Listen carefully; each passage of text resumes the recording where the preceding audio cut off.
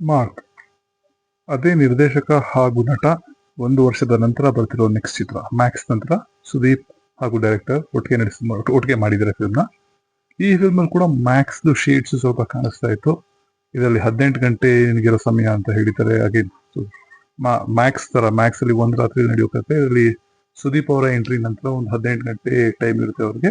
With in that time ಅವರನ್ನೆಲ್ಲ deal ಮಾಡಬೇಕು. 18 ಜನ ಮಕ್ಕಳು ಕಿಡ್ನಾಪ್ ಆಗಿದ್ದಾರೆ, ಅವ್ರನ್ನ ಕಿಡ್ನಾಪ್ ಮಾಡಿದವರು ಯಾರು ಅಂತ ಹುಡುಕ್ಬೇಕು. ಅಂಡ್ ಸುದೀಪ್ ಅವರಿದ್ದಾರೆ. ಸುದೀಪ್ ಅವ್ರ ಅನ್ಅಫಿಷಿಯಲ್ ಇನ್ವೆಸ್ಟಿಗೇಷನ್ ಆಫೀಸರ್.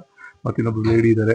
ಸುದೀಪ್ಗೂ ಆ ಲೇಡಿಗೂ ಏನ್ ಕ್ಲಾಶಸ್ ಇತ್ತು, ಅಥವಾ ಅವರಿಬ್ರು ಒಟ್ಟಿಗೆ ಆಗ್ತಾರ ಅಥವಾ ಏನ್ ಜಗಳ ಆಡ್ಕೊಂಡು ಮಾಡ್ತಾರ ಏನು, ಅದು ಫಿಲ್ಮ್ ಅಲ್ಲಿ ನೋಡ್ಬೇಕು. ಸೊ ಟ್ರೈಲರ್ ಸೋಫಾರ್ ಚೆನ್ನಾಗಿತ್ತು. ಡಿಸೆಂಬರ್ 25 ಫಿಲ್ಮ್ ರಿಲೀಸ್ ಆಗ್ತಾ ಇದೆ. ಅಫ್ಕೋರ್ಸ್ ಆ ದಿನ ಇನ್ನೊಂದು ನಮ್ಮ ಕನ್ನಡ ಚಿತ್ರ 45 ರಿಲೀಸ್ ಆಗೋದಿದೆ. ಅದ್ರದ್ದು ಟ್ರೈಲರ್ ಇನ್ನೂ ಬಂದಿಲ್ಲ. ಸೊ ಸದ್ಯಕ್ಕೆ ಮಾರ್ಕ್ ಟ್ರೈಲರ್ ಬಂದಿದೆ. ಟ್ರೈಲರ್ ಚೆನ್ನಾಗಿ ಅನಿಸ್ತು. ಫಾಸ್ಟ್ ಪೇಸ್ಟ್ ಇತ್ತು, ಆಕ್ಷನ್ ಚೆನ್ನಾಗಿತ್ತು. ಸುದೀಪ್ ಅವ್ರ ಸ್ವಾಗ್ ಸೂಪರ್ ಆಗಿತ್ತು. ಮ್ಯಾಕ್ಸ್ಗಿಂತ ಸ್ವಲ್ಪ ಡಿಫ್ರೆಂಟ್ ಆಗಿದೆ. ಇದ್ರಲ್ಲಿ ಸ್ವಲ್ಪ ನಗೋದು, ನಗ್ಸೋದು, ಸರ್ಕಾಸ್ಟಿಕ್ ಎಲ್ಲ ಹೊಡೆಯೋದು ಇದೆಲ್ಲ ಇದೆ ಇದರಲ್ಲಿ.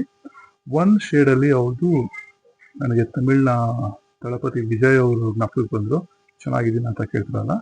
ಸೊ ಹಾಗೆ ಚೆನ್ನಾಗಿ ಅನಿಸ್ತಾ ಇದೆ. ಫಿಲ್ಮ್ ಅಂತೂ ಚೆನ್ನಾಗಿ, ಟ್ರೈಲರ್ ಅಂತೂ ಚೆನ್ನಾಗಿ ಅನಿಸಿದೆ.